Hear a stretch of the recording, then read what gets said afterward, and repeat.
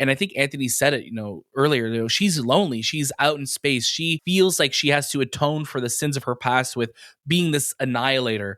And she's kind of kept herself separate from the worlds and not gone back because of that. We could have a full 2-hour podcast just gushing about Iman Vellani and her performance in this movie, her immersion into Miss Marvel, because man, that I guess is my only complaint. And it's such a silly complaint because she is in 99.9% of this film, but I was like, man, I want more. I don't want a season 2 of Miss Marvel. I want more Miss Marvel based movies. Does this movie warrant the big screen approach? This movie cost $200 and something million to make. Was the story worth that?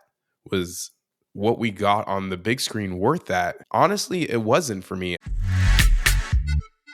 Hello and welcome to the movie podcast spoiler-free review of The Marvels. My name is Daniel. I am one of your hosts today, and joining alongside me are my marvelous co-hosts. It's Shahbaz. Hello. And it's Anthony. What's up? We're all very straight and to the point today, very much like the movie we're about to talk about, but I want to ask both of you, how are we doing today? Anthony, you start. Well, we just came from watching The Marvels, so we are pretty excited, I would say. There's been a lot of talk. I can about tell the by Marvels. your voice, Anthony.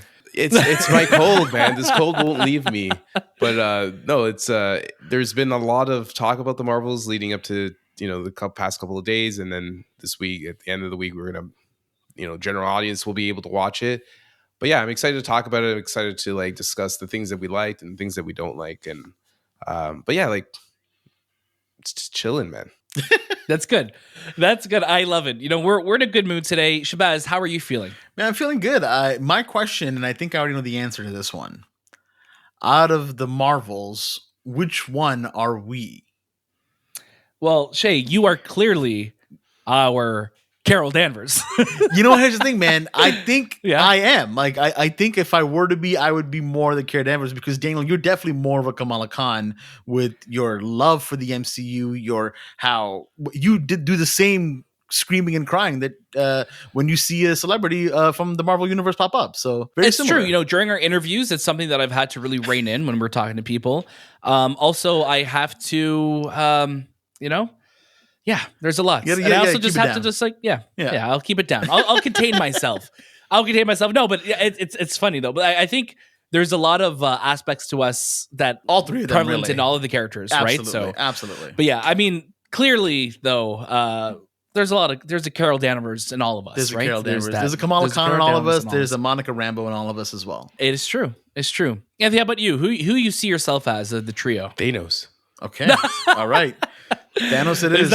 He wasn't one of the options, but Nope. whenever Anthony could bring up Thanos, he will, and there you go. Snap away. Snap away. Snap. And you all Yes, Yes, but one Italian thing I will Thanos. say though, the Italian Thanos. Thanos. One thing I was laughing at though a lot when the characters were switching their powers, I'm like, I could so see that happening to us. Yeah. And us just trying to work it out and having a really fun way of doing it. So yeah, but we'll definitely talk all about it because this is the movie podcast. You could catch new episodes all throughout the week. Our reviews, our interviews, our episodes, and all the latest movies and series and video games. There's so much to do here on the movie podcast. We're so glad that you're here. We've prided ourselves of building a really incredible entertainment-loving community. So if you want to talk about this film, if you want to talk about any shows or movies that you're loving, make sure you check us out on all social media platforms. Everything you need to know is in the show notes below or in the description below, including our Discord if you want to join and talk about this film. Now, before we get to our spoiler-free thoughts, which are coming up very, very soon, I do want to address some of the comments that we have been getting on our content for the Marvels. We were super lucky to work with Disney to have interviews for the Marvels, including with director Nia DaCosta, producer Mary Livanos, and composer Laura Karpman. We have those out. We are super proud of those interviews. We've been getting a lot of toxicity and vile comments on those. A lot of comments that we don't see on our other content. And you start to think, okay, what's the common denominator here in toxic comments? And a lot of it is something that's always thrown out when it comes to anything regarding, Brie Larson or the Marvels or women in general. And I think that is not what we are about here on the Movie Podcast. That is not what our community has been based on, what has been founded on. We do not want those comments to represent who our community is. And I think it's important that we address that, because as much as we can erase and report and block, we also don't want to just be mass blocking and erasing comments, because again, we want the Movie Podcast to be a community where people could discuss how they're feeling. But if you're discussing how you're feeling without having watching the movie, with being vile, or 3, just being a super negative person, that is not what we want here. And we do not want those comments part of our community. Now, can you be critical of this film? Yes. Can you be negative about something? Sure, if you want to be, but approach it properly. On the Movie Podcast, we pride ourselves on being honest, but not being negative. We could be critical, but not be mean. There's a lot of ways that you could approach criticism. And I think at the end of the day, if you're going to be negative, or you're going to be mean about something, you're welcome to do it. But also know that that's not what we want here on our show. That's not what the Movie Podcast is about. And guess what? You haven't watched the movie yet. A lot of you haven't. So if you're commenting these things, we got to watch it. This is what we do for our jobs.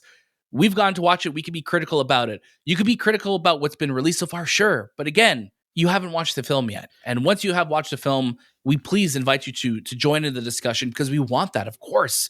We want to know what worked. We want to know what didn't. That's exactly what we're doing right now.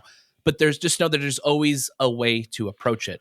Anthony, Shay, please jump in if there's anything you want to add. I just had to get that out right out of the way. No, I appreciate that you said that, because one of the first things I was taught as a child was, if you ain't got nothing nice to say, don't say it. It's just the honest truth. Some of the comments that we get are just so stupid. Like, this is proof that this is Marvel's new low. What about our interview was proof that this is Marvel's new low? Show me your work, man. Show me your work, Johnny. Whatever your name is. On what about proof in our video with the composer of the film was proof. That's what was even what's more wrong damning with you. Yeah, and again, we're not trying to put people on blast here, but come on. This is a movie at the end of the day about comic book characters. Let's look at the real issues in the world. Touch grass. Anthony, anything you know? Yeah. Touch grass, touch the sun. Some people deserve to be touched by the sun, for sure. A lot of the people in this comment.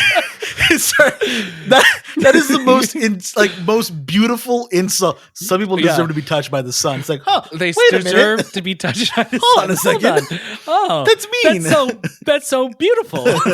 No, I think if you have really, intellectual feedback for a film that you've watched, then for sure you could comment and talk about it. But this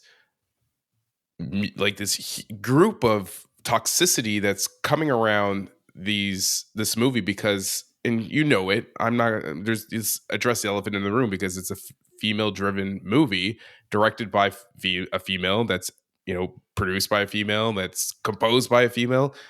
There's something wrong with having that type of thinking all the time. And this is beyond what we watch. This is like a societal thing that is coming out, and I don't understand why. I don't understand why people hate women so much. I don't understand why they don't want to see them celebrated. I don't get that.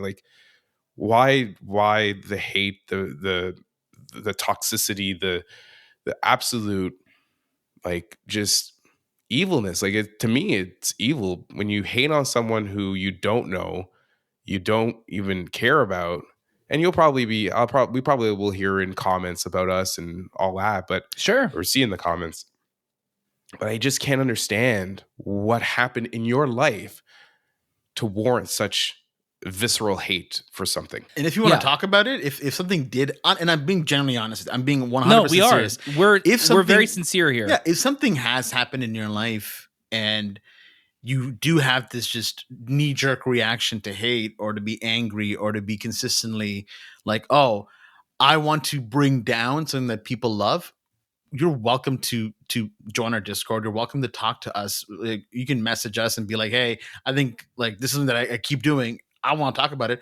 We're going to listen. I know that no one will do that, but the door is open for people always to communicate with us, because we want to make sure that the positivity that we're trying to spread with our reviews, our interviews, with our episodes is not just about this, but it's about everything. Like, just be good to one another, be happy. There's enough stuff going on in the world for you to just be like, I'm going to go ahead and bring down the Marvels, because I'll be honest, man, you're not going to do it. Exactly. You have one life. Don't spend it being angry. Be Don't happy. get touched by the sun. Don't get touched by that sun. Don't get touched by the sun. Be good to one another. At the end of the day, we're the movie podcast. We're going to keep doing our thing. We've been doing this for almost 5 years now. If you are part of the community that has been helping us grow and to build and to foster a place where people can enjoy movies, entertainment, and want to talk about them in an open space, we're so glad that you're here. And if this is the first time you're finding our show, whether you're watching our faces on YouTube right now or listening to us on a podcast feed around the globe, we're so glad that you're here. So please consider staying. And like I said, everything you need to know is in our show notes below. Now, let's continue forward here on the movie podcast. There's so much to talk about. And like I said, we will be staying spoiler-free on the movie podcast today for the Marvels. Stay tuned for a later date. We'll be talking a lot more in depth about the plot of this film, what's going on, because there is a lot to talk about and a lot to talk about the future of what to expect. I don't know if you guys remember back in the day, this was in 2019, we did an episode called like the future of Marvel.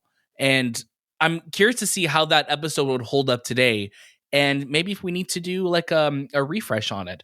But The Marvels is releasing in theaters on November 10th by Walt Disney Studios Pictures. Thank you to Disney for inviting us to watch this film and do interviews. Those are out now. Make sure you go check those out. It stars Brie Larson, Iman Vellani, and Teyonah Parris, which you all know from Captain Marvel, from WandaVision, and from the Miss Marvel series. And now they are together with Nick Fury. Samuel L. Jackson is returning, and there is no one better to shepherd this new generation of a team forward in the MCU. Shahbaz, I would love for you to start us off with your first reaction to The Marvels. The Marvels is fun. It's fast. It's an absolute delight. There's a lot about this movie that really surprised me. And I think when you look at a film that the marketing has been a little bit more on the side of, okay, we're going to really, really hold back. And I mean, Marvel typically does do this, but we're going to really hold back and just kind of show you some of the same stuff. When we watched the 30-minute, 20-minute preview a few weeks ago, we saw about the first opening 20-ish minutes of the movie. I still didn't have a full idea as to what this movie was going to be about. I kind of had some glimpses into it, but I still wasn't sure, okay, is this a necessary story? Is this something that right now with Marvel kind of being in this weird limelight of, which is always the case for them, is Marvel going down? Is this the end of the MCU, et cetera, et cetera? You kind of start to wonder, okay, I'm getting a lot of Marvel content. What is worth it and what is necessary for me to kind of move forward? And there's a lot about the Marvels that I think really, really works and really, really, I really, really like. And then there's also a lot where I'm like, okay, this didn't work, or this wasn't needed, or is this something that you need to go watch on the big screen? Let's talk about this trio of amazing characters we have. Every single one of them, from Captain Marvel to Miss Marvel to Professor Marvel, or if you really want to call her anything else, Photon, yeah. Just to Monica Rambeau, to Captain Rambeau, all of them are just so phenomenal, and the chemistry is unmatched. I think they work so well together. I think they're having the best time of their lives. At certain moments, I wasn't even sure if what they were filming was for the movie or just them kind of hanging out on set, and it just worked. Just having fun. Just having fun, because it really, really worked. I think that part of the movie works really well. The family dynamic with Miss Marvel works extremely well. You look at movies, and I'm blanking out on what Marvel movie recently did this, or Marvel show did this, where they tried to, I guess, include extra members of either the family or it wasn't a Marvel movie.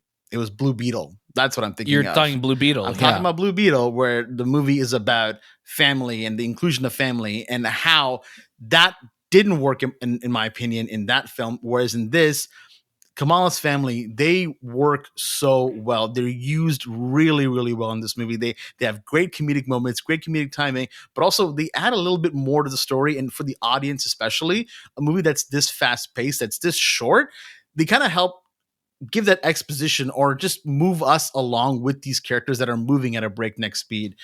There's a lot of great surprises in this, but I definitely do want to open it up to you guys to give me your opinions as well, because I'm sure that a lot of great conversation is going to come from this movie. It's nice that you spoke about how well her family is used, because again, in Blue Beetle, that is something that, the Blue Beetle family was fun for the first 20 minutes of that film, and then it became such a crutch to telling the rest of that story and being inserted where they didn't need to be, where the Khan family in this, they're so fun, and it just seeing the pairings of them, especially when in that sequence where you see them switching powers and they're reacting so naturally to that. This really feels like it's an extension of what we got in Miss Marvel, which is really fun to see that. Anthony, I would love for you to jump in and tell us how you're feeling about the Marvels. There's a lot of things I really liked about the Marvels, and there's a lot of things I didn't like about the Marvels. I'm really in the middle when it comes to Marvel movies and series. I like some, I don't like it. I'm in this weird relationship with Marvel right now in my life, because I kind of have grown out of this universe or this type of storytelling. Right. And you're not alone, right? You're not alone at all. I mean, I think that's how a lot of people are feeling right now with the MCU, where it's like, this is, they'll watch what they want, they'll watch what they like, and then there's other stuff that they'll just catch eventually, or maybe not even watch, right? Because there's so much, right? There is. It reminds me of when I used to buy comic books, and you would have to buy this series and that series to tie it in with this other series. But I still like the idea of this continuity. I think Kevin Feige doing whatever he can to keep everything still connected in the universe is such a feat, even for how many years are we going down? Like 15, 20 years? We're going on 15 years this year. Years it's the 15th year of doing this. Of stories that have some way of connected with another. And that's an amazing feat. And overall, I enjoyed my time with the Marvels. I thought that the chemistry between these three Marvels were fantastic, especially on screen. They have this chemistry that you love to see and you want to see more of. And especially for me, it was Iman Vellani and Brie Larson and the relationship together, because Miss Marvel has always looked at Captain Marvel as her best friend, a sister, someone that she just looks up to, right? This is the first time she actually gets this person. And you could see it in Iman Vellani's eyes that I'm with the person that I have looked up to all my life. And here's Captain Marvel, who's just, she has like the sternness to her, but she also is lonesome and looking for friendship. And I think the two together work so well, because with Monica, she left Monica at such a young age. And I feel like that disconnect, she can reconnect with Iman, like with Miss Marvel, and kind of regenerate that relationship in another way. So I really like the chemistry. And I think Monica Rambeau had a hard time finding her place in this trio. At times she did feel like a third wheel, but she did find her ground at the end.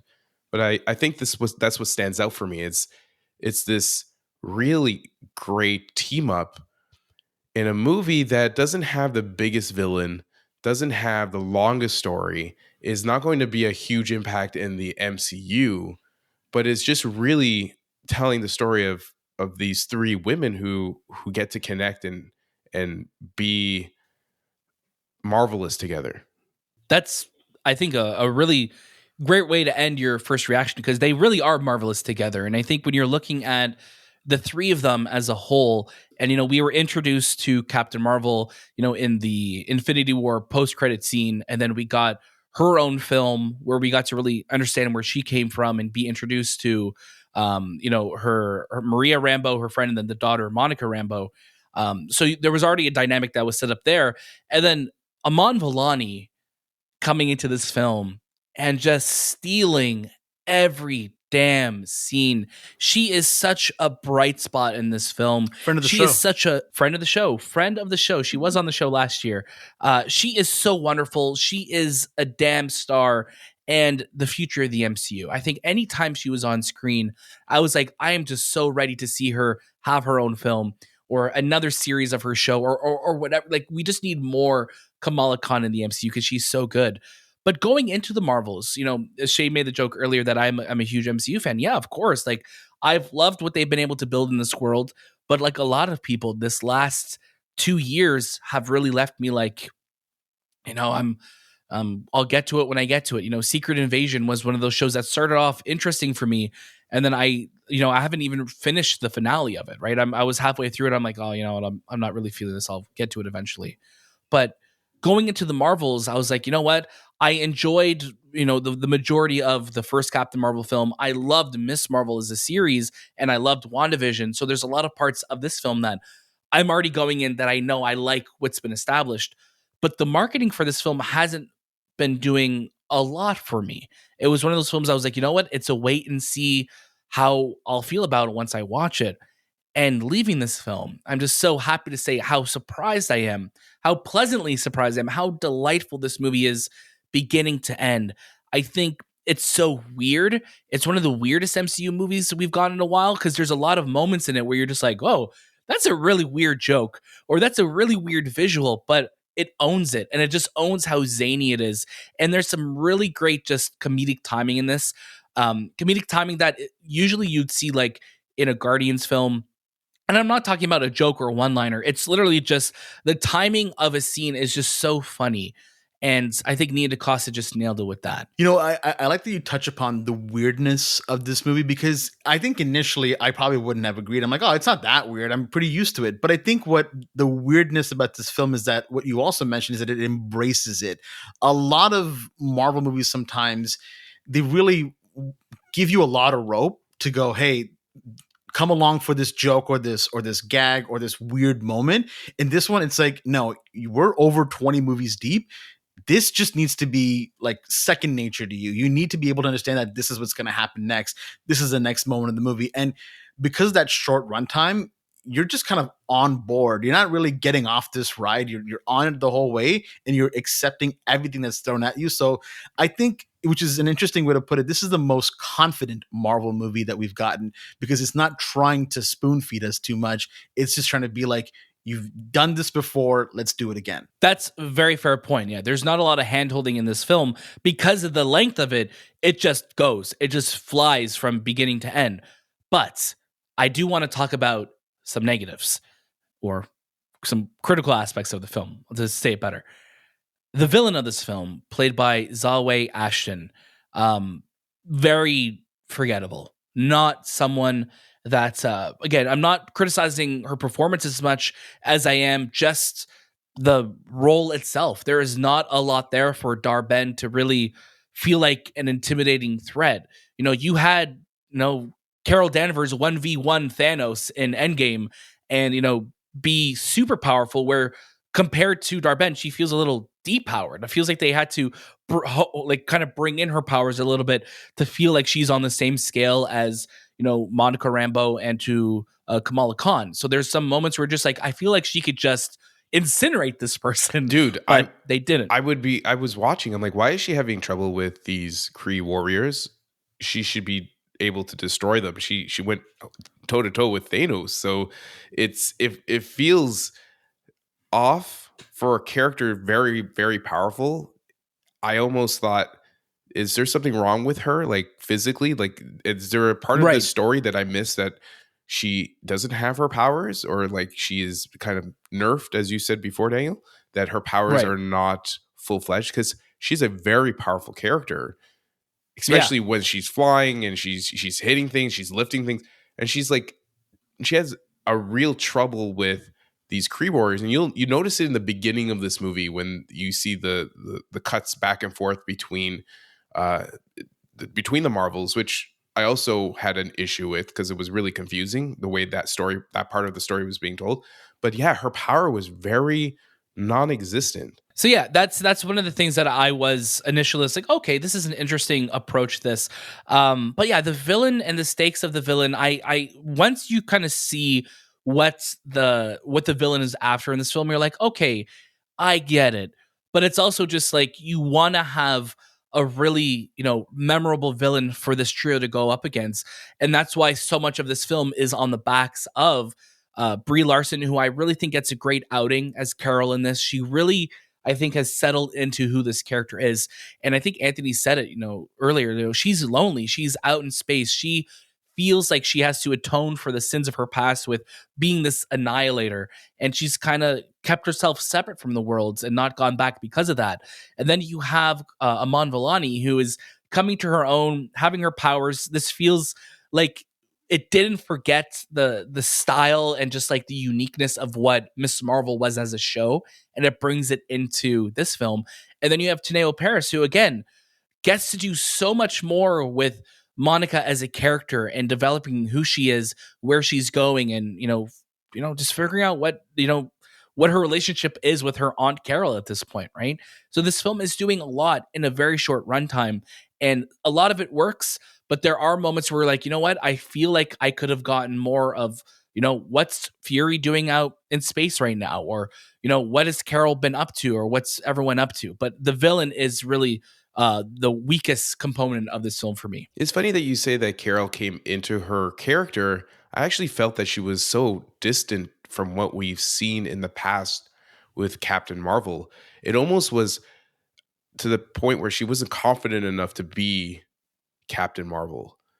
Even though Right. Okay. And I really liked her look. I really liked the hair. I think, the hair that we got from the Endgame, like sharp on the edges. I just couldn't connect with that character. I'm like, I get that. Yeah. It looks good in a comic form. It was a little and I think that's like a common complaint with her look in Endgame. And again, or like, oh, guys commenting on the appearance. Like, no, it's just the look of the hair itself was a little bit off in Endgame for sure. Her appearance now, I think, is probably one of the best. But I felt that her character just was very distant. And I don't know if maybe it was because there was, we're juggling between three different characters, but I felt like if this is a Captain Marvel film, which I guess it is, I don't know, is it considered a sequel? Is it just on its own? Is it like a Batman versus Superman thing? Well, I mean, that's the MCU right now, right? Like the MCU very much is being treated as, this is our Marvel universe, and we could combine characters and we could combine storylines and tell whatever story you want to move things towards something, right. Whatever that is, we don't really know. But yeah, I just found her character to be very distant in just portraying what we've seen in the past from her. She just felt very timid, not as confident as we know Captain Marvel is, and especially with the nerfed power, she just came off a different vibe. Like there was a different vibe from Captain Marvel that we're so used to. I think in if my interpretation of this is somewhat correct, what you're describing, Anthony, I feel like the reason why, Brie Larson's Captain Marvel was like that was there was a lot that she was dealing with. She's seeing Monica Rambeau after years, and there's already that tension there as well. So there's already that ice cold kind of an approach to it. That, and also I think dealing with the fact that, she's coming to terms with the annihilations that she's been doing, the dealing with that term, dealing with a lot of just in the opening sequence that we're kind of seeing of just all these flashbacks she's getting. It almost, I feel like it's changed her from the saving the world Captain Marvel to almost in a way identity crisis Captain Marvel. Yes, do I think that they could have spent a little bit more time on that to really flesh that part out so that the coldness and the distance kind of made sense? I do wish we got that. But at the same time, because this movie is just so fast-paced and moving so quick and just like, let's go, let's get this done, maybe it's good that we didn't spend time on there, because maybe that part might have bored us a little bit, or maybe just kind of dragged it on a bit. What I really loved, too, is that this is probably the best Nick Fury that we've gotten in a really long time, because this just feels like classic Samuel L. Jackson, Nick Fury, being, a badass and being in space. And what I commended, and, I shouted it out in our review of Secret Invasion, I'd liked seeing in the first two episodes of that show, seeing a Fury that is on the back foot and scared and having to figure out what's going to be his life moving forward. But as the show played out, that really lost, it really lost what that, what was unique about that. But this kind of brings it back to Nick Fury formula, where it's just like, no, like this is Nick Fury. He's leading Saber. He's a badass MF in space, and he's going to be doing what Nick Fury does. And I think he has such a great dynamic. There's a smile that he does when Kamala throws him the gun. And again, this is a scene in the trailers and the clip they released. And he just like smiles, and they kind of just stand beside each other. And it's just like there's almost like this passing of the torch in that look, where it's just like, look where I started 15 years ago with Tony Stark, and now I am with some kid. But it was like a really proud moment in his eyes, and I really dug that. I really liked Nick's performance in this, or sorry, Sam's performance in this. Well, in this Nick's performance. No, I'm just kidding. Yeah, no, I think we could have a full like hour, 2 hour podcast just gushing about Iman Vellani and her performance in this movie, her immersion into Miss Marvel, because man, that I guess is my only complaint. And it's such a silly complaint because she is in 99.9% of this film. But I was like, man, I want more. I want just the Miss Marvel movie. I think, Daniel, one thing that you touched upon in the car was I don't want a season 2 of Miss Marvel. I mean, like, obviously I do, but I want more Miss Marvel based movies. Just give me more of Iman on the big screen doing her thing and have her show up in as many movies as you want. I don't care. She's such a joy. She's so good, so funny, and just an absolute delight to watch. I literally could not get enough of her. I'm like, yeah, anything she says or does, I'm on board for. Like, give me all the Miss Marvel that you possibly can. And if that means that we have to get a season 2, perfect, sure, that's fine. But she deserves the big screen. She deserves the big showcases, the biggest, the best. Yeah, because she's just so fun, right? And I think you have a great lineup of characters in the MCU that we have been introducing over the years, like with a younger team. And it'd be so nice to see them eventually get a project where we could see them shine together and do something really, really cool. Because again, the MCU, at the end of the day, like we're in an interesting spot with it, where, you know, that Variety article came out, and then there's been so much back and forth, just toxicity of just like, well, this and this, well, actually this debunks this. And it's just like, at the end of the day, these movies are made to entertain us. They're meant to be fun. And I think the way we look at things now is such through the lens of just like, you're on one team or you're on another team. And it's like this is not what, like, movies aren't sports. They like, you don't need to be fighting for your life on Twitter. Like, no, like, go enjoy. If you don't enjoy something, then go enjoy something else. I think at the end of the day, it's like that. But I think these are all really valid criticisms of the film. Another thing I want to say, and again, this is something that Marvel has been very much criticized for in the past, is the visual effects. Now, is there anything egregious in this film? No. Are there moments that I think that's could look better? For sure. But again, it all comes down to time. It comes down to money. And this film did have a big budget. And also, we don't know how budgets change now with COVID and the production costs and everything's rising, sure. But there is something to be said that hopefully that whoever worked on this film was properly compensated. They got time to work on stuff. But I do think you look at Ant-Man Quantumania, you look at Thor Love and Thunder, I think those films were a lot more egregiously lackluster to look at and had a lot bigger moments where you're just like, whoa, that does not look great. But nothing really massive in this. Again, you will know that there is effects in this film for sure. And again, I think it's just part of how the internet is now, where you know in your brain, even though you may not agree with it, you'll be like, oh, I can see that this is going to be a scene that people are going to be like, look at this, and show a skewed angle from the bottom of a movie theater, just really blurred out, you know, through the pocket of their shirt. They snuck a picture, and you're like, let's judge this whole movie off of one frame of it. That's always going to happen. Already. But yeah, I know. But again, like generally, again, speaking for me, because I know we've been talking a while on this, I am super surprised on how much this movie just was so fun. And I think that's what I've really missed in the MCU over the last little while, is that this is just really fun. And you know how much we love Loki. I'm loving it. I can't wait for the finale this week. More of a serious show. This is just pure fun, beginning to end. And I think that's what really made me resonate with it. A lot of the criticisms that you've brought up, I think are super important. And they kind of, you know, you have to look at the film as a whole now. How much of this movie is necessary in pushing the Marvel story and formula forward?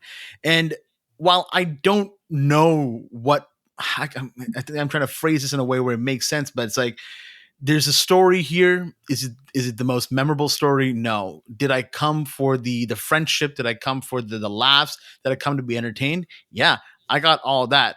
But as a part of the bigger scheme of things, I don't know how much it pushes things forward. And I think that's kind of where I'm struggling with the movie as well. There's a lot of good stuff with the characters, but the weak villain, the story being almost very it's like you talk about street level. This is street level in space in a way. Granted, we have a mid-credit sequence that we're not going to talk about. Nothing in the after credits. We have a mid-credit sequence. We have an ending sequence that also occurs that really are setting up a lot of what we hope is going to come forward. But again, if we look not even too far back, we look even to just Eternals, a lot of the stuff that we've been getting so far from Marvel in the mid-credits or after-credits scenes have not been addressed. Now, a lot of people are like, well, just wait. Sure, I'm down to wait. But we also had so many things that have been revealed and so many roads and threads and avenues that are kind of popping out right now that it's like, how are any of these going to kind of go back together so seamlessly? At least have some of them feel like they're connected to one another. And I think that's the part that I'm still trying to figure out. So really curious to see where it goes. I agree with all the positives and negatives that we've talked about this, or criticisms that we talked about this film. But yeah, Anthony, please go right ahead. Does this movie warrant the big screen approach? And I think Marvel really has to focus on what it wants to tell, the stories it wants to tell. Because I think when we got out of Endgame, we were in this, euphoric vision of we want to tell all these stories. And I don't know if that's the best case scenario for Marvel's longevity. It comes down to these movies. Like, this movie cost $200 and something million to make. Was the story worth that? Was what we got on the big screen worth that? Honestly, it wasn't for me. I just couldn't see that this. Even though I like this film, I just can't see this is the story that you want to put $250 million in to have on the big screen for people to come from their homes to go watch, because it wasn't big enough. It wasn't, and I know that's hard. That we were trying to get away from that world, but this story wasn't big enough for the budget and for what we got as a team up for these three Marvels. And I think it really makes sense to refocus on the villain. And Marvel has issues with their villains. They have a really good one, which they ended, and they've had great villains. Like, even the Last Guardians had a really good villain. Yep. But villains are an integral part to having the audience invested in care, invested, and have this emotional connection to why that person's a hero and that person's a bad guy. And I couldn't find it in this movie. Zawe she did a great job with her character, but again, who was her character? What was the point of her character? And I really think Marvel needs to structure a more thorough line with the storytelling it wants to have in the next 20, 30 years. And I think it starts with Fantastic Four. And I hope, because you have a very good villain with Doctor Doom. Kang, not so much, but Doctor Doom is a villain that can last and can connect a lot of different characters together. And I do hope that's the next, vision for this franchise and for this studio. Yeah, I mean, I think the thing that you touched upon there is that is this worth it for the big screen? And I know that in our final recommendation we're gonna talk about all that. What I will say though is that you look at the three.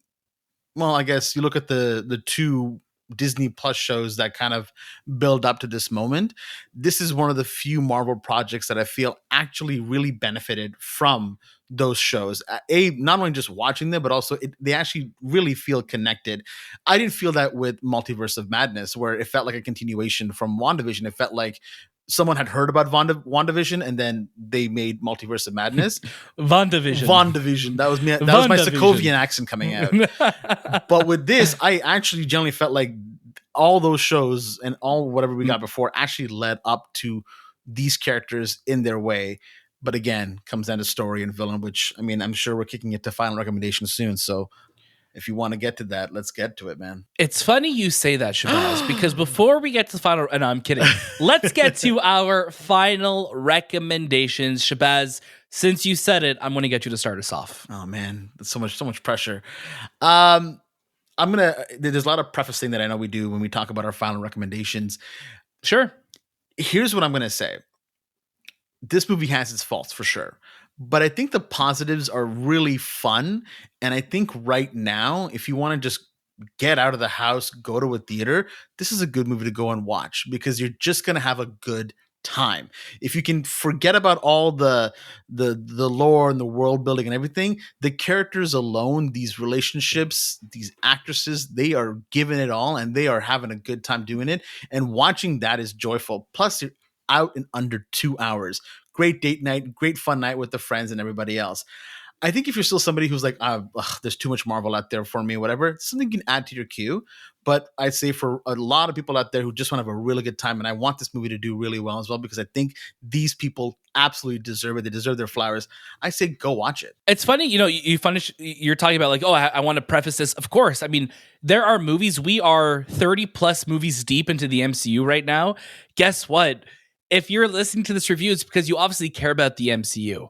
Or you maybe just want to hear about what's coming out next. But I hope that our listeners, our viewers, wherever you're ingesting the movie podcast, and I know Shay loves that word ingesting, wherever you're listening to our show, you know that we're giving it to you with like the preface of like, hey, you may like this or you may not like this. Like, and especially when it comes to Marvel, this is a very specific thing at this point, because regardless of what we say, if you are planning on watching on the new Marvel movie, you're going to go watch it.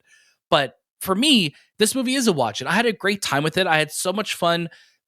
This is probably the most fun I had watching a movie this year in theaters, because there's been so much serious films, so many films that I'm like, yeah, this was a great time to watch it. But I actually had fun and we were all laughing watching it. I had a really good time with it. This movie is not going to change your mind if you are tired of Marvel movies. If you are over the MCU, or if you're looking for an entry back into the MCU, this isn't going to change that. But if you had a great time with WandaVision, if you loved Miss Marvel or Captain Marvel, and you want to see, what's coming next, you're going to have a great time with this. And I think this did deliver for me. Anthony, take us on home to country roads. Daniel, I need you to take back the most fun experience, because Oppenheimer was the most fun experience. Listen, completely different movies though. I mean, like Oppenheimer, I was like, that was a soul-listening experience. We're trying to keep the continuity of Oppenheimer through all our films until the end of the year. If it's not Oppenheimer, don't talk about it. Then we better stop Oppenheimer. You know what I mean? Like no, I'm glad. I mean, we'll always find a way to bring up Oppenheimer, so I'm glad that you did, Anthony. But please give us your final recommendation. The Marvels it's a fun movie. It's an incredibly fun movie. And I think the chemistry between all three actresses is what would drive me to the theater. And I think it would drive a lot of people who have families, who are interested in this world, who love the MCU. I think you'll have a lot of fun with it, especially if you like Goose, because there's a lot of Goose. But a lot of Goose in this. There's a lot of Goose. There are parts of this story that just, for me, I have issues with. But at the end of it, I'm in a different part of my life with the Marvel Cinematic Universe where I can take this and say, hey, yeah, there's issues, but you also gave me some incredible moments and some powerful moments and some very action-packed sequences. And I enjoyed that. And I want to say, if you are a big fan of the MCU, go watch it. If you're not, and you're just in that world of, I'm not a big comic book person, add it to the queue, or maybe never watch it. But I think if you're an MCU fan, I think you should watch this, because there is a lot to take in. And there's a after credit scene that will get you excited. But yeah, I think it's a watch it. I just want to quickly say, I think the biggest benefit of this movie is that it's under 2 hours.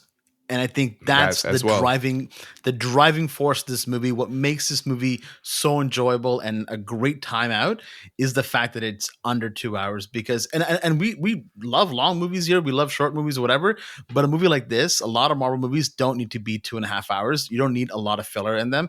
You can get in and out of them and still deliver the same impact. And I think this movie does exactly that. We had a lot of 3-hour movies this year. A lot of movies that warranted that. This week Oppenheimer. alone, we had This week alone, almost 3 we hour had long films. You know, we have reviews coming your way, so look forward to that. But we've had a lot of big blockbuster films this year have long runtimes that were needlessly not required. And I was never bored watching this one, so I think that's a big plus. Thank you so much to everybody who watched this review, who listened to this review. We love what we're doing at the Movie Podcast. We're so happy that you're here, and we have this incredible community that we've been able to build. You know, we're coming up on 5 years, like we said at the top of the show.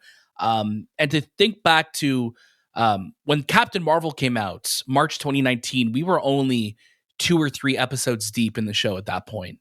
Right now, we're zeroing in on almost 700. So we're so glad that we're doing this. We're so happy to be working with incredible partners in this space. Thank you to Disney for inviting us to watch this film, giving us the opportunity to talk to the director, to the composer, to the executive producer. Go check out all of our incredible interviews and make sure you follow us all on whatever social media platform you're on. Everything you need to know is in the show notes below, including our Discord. Come have a great conversation with us. That room is always open. Episodes of the Movie Podcast may end, but that doesn't mean the conversation has to stop there. That was This Time with the Movie Podcast, and we'll see you next.